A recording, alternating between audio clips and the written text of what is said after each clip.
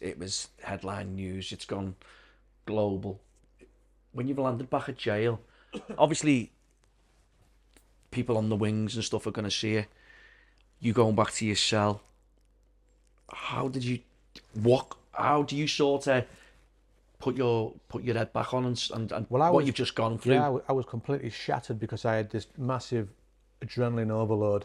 Plus Adrenaline, it my first day out as well, and then there was the global thing of looking at this London Bridge, right in the centre, and also I had my own case, my past murder and stuff like that. And I knew it was all going to come out and go mad.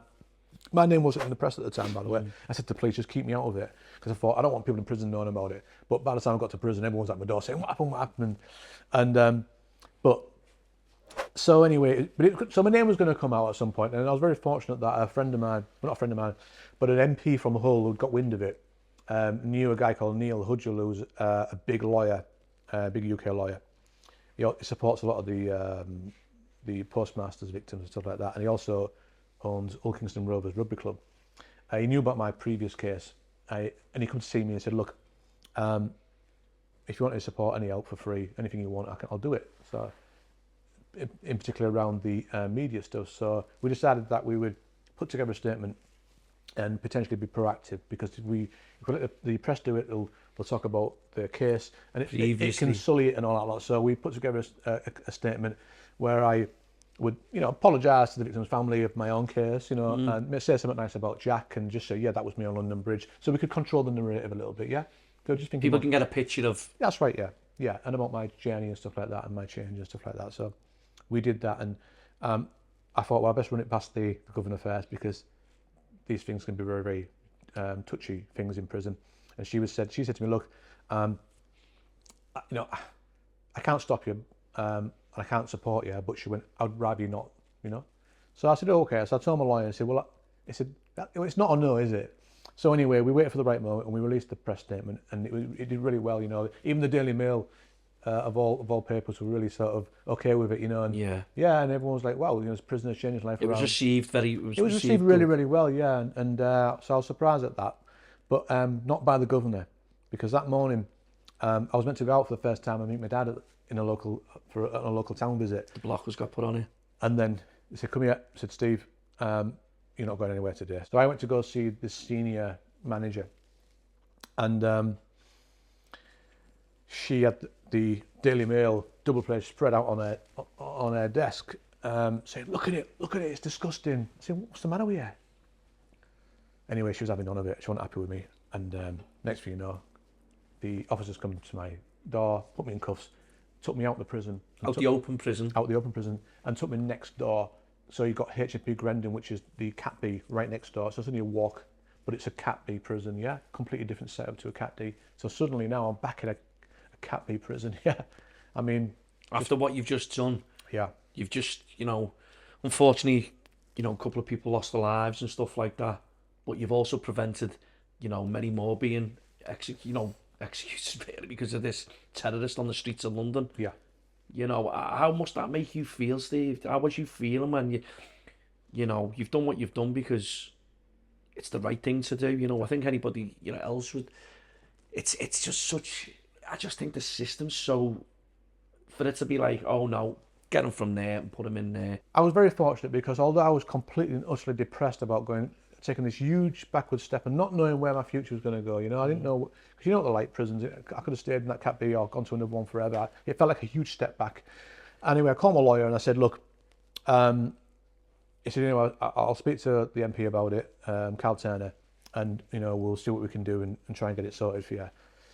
So he said, "Do you want me to go to the press?" I said, "No, let's not go to the press. Let's not do a big thing about it."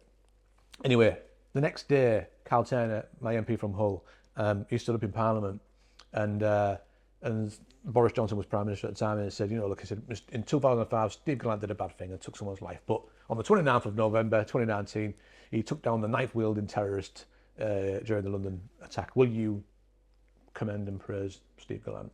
And Boris Johnson stood up and said, I have great admiration and respect for Steve Gallant and indeed others. So Prime Minister mentioned my name in Parliament, yeah, and I hope that this gallantry is awarded in due course.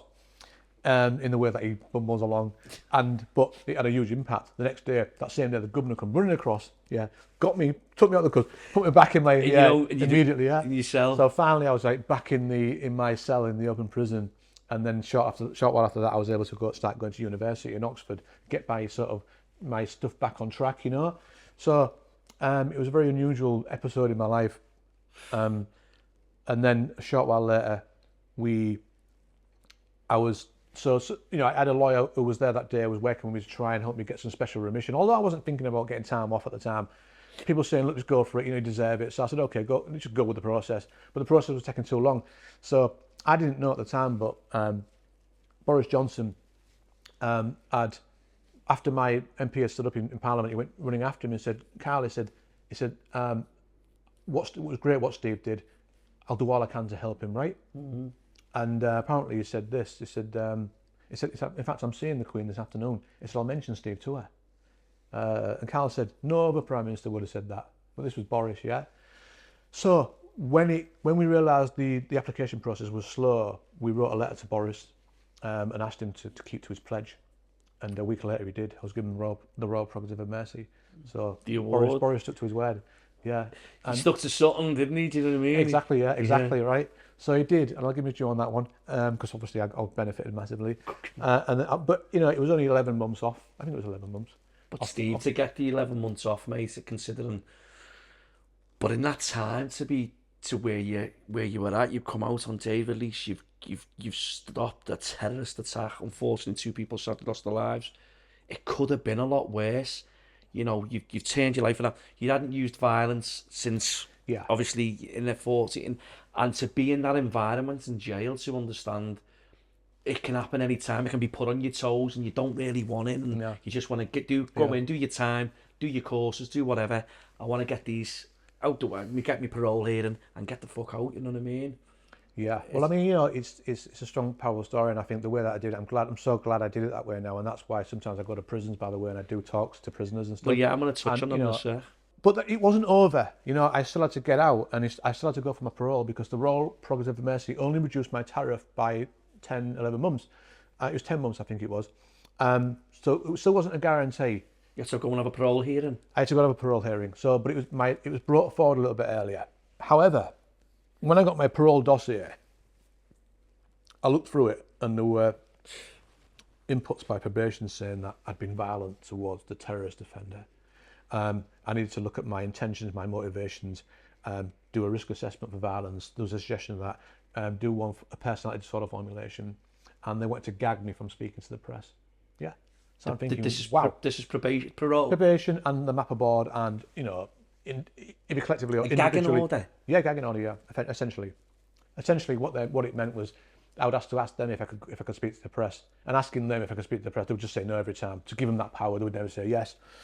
I thought, wow, and that felt really oppressive to me, not even to talk about it, like, why anyway? You've saved lives, Steve. Well, they said that I didn't upset my victims by releasing a press statement. But before I released that press statement, I actually contacted my probation and said, I'm going to release a statement. Could you inform the victim liaison officer so that they can inform the victim family that there's going to be a statement coming out, and it's not going to surprise them if they see, for example, their family member in the press, because it can be upsetting. So I did all that. I covered my ass, and what happened, it turned out, is that it was the probation officer who had not passed on the information to the victim liaison officer, right? The breakdown of communication again. There was the breakdown of communication. Yet they tried to blame me for it, right? I'd done my bit, and they tried to blame me. So I didn't get a recording or a transcript, but I got the time that I made the phone call and all this stuff, and did a little bit of work to try and get that so I could put it to the parole board so they could see that this was completely unjustified. And actually, it was them who'd messed up, not me, yeah? And now they're trying to put it on my toes. So I had a great lawyer, and I got a lady called Lorna Hackett. She's like a human rights barrister, does a bit of prison law. She was there supporting me that day, brilliant. And, we just decided in front of the parole. The parole board said to me, look, we're not, although we commend you for what you did on London Bridge, we're not here to assess you on London Bridge. We're here to assess how you behave overall. And I said, I wouldn't have it any other way because I like my record, it's good. And yeah, in the end, there was no gagging order, I reject that. no need to do a risk assessment, no need to do a personality disorder formulation, none of that. I rejected it all. So we won all those points. And there was a suggestion that I'd been violent. So I said to the parole board, I said, look, right, I said, if I was still violent, think of this. When I was on London Bridge, I said, you know, I'd seen people get killed. I said, I was fighting a husband car and he was trying to kill me as well. And there was a moment when I was on London Bridge where somebody ran up and shouted, give him a kicking, yeah? Give him a kicking. And he was pinned to the floor. So I shouted, no, don't hit him, yeah? And people stopped. And, you know, I had the power, right? So I could have picked him up and thrown him over that bridge and got away with it that day. I had the power to just stamp all over his head, or I could have just stepped back and let everyone kick the shit out of him, but I didn't. I said it wasn't about violence, you know? And if it was, I could have done all those things. It's how you learnt in jail to control that. But obviously the situation to a degree, what you've done. But when stopping someone kicking him in the air, like, you know, for what he's trying to do to people. Exactly, yeah. So, and imagine that situation as well, how intense, you know, the biggest test you'll ever have in terms of intensity and controlling your emotions and your ability to control yourself, because, you know, he was trying to kill me, and yet, I said, no, don't hit him, and people stopped. And the parole board said to me, Mr. Gallant, good luck for the future. And he obviously signed it off, and you were a free man. So that proved it, really. It wasn't about violence, you know, because of that suggestion that it was for violence. It wasn't about that at all. It was about when I said, obviously I'm going to use violence to try and address the situation, but it wasn't about hurting him. It was about stopping him from hurting other people, right? You know? And the public and stuff. You know, the consideration for the public outside, and you know, it was one of them, mate. And I just think it's just an absolute unbelievable, crazy situation to come out on day release, and that's what you presented with on your first day in 14 and a half years. Could have been anyone, couldn't it? But me. Thanks for watching this clip. If you like what you see, click the link to watch the whole episode.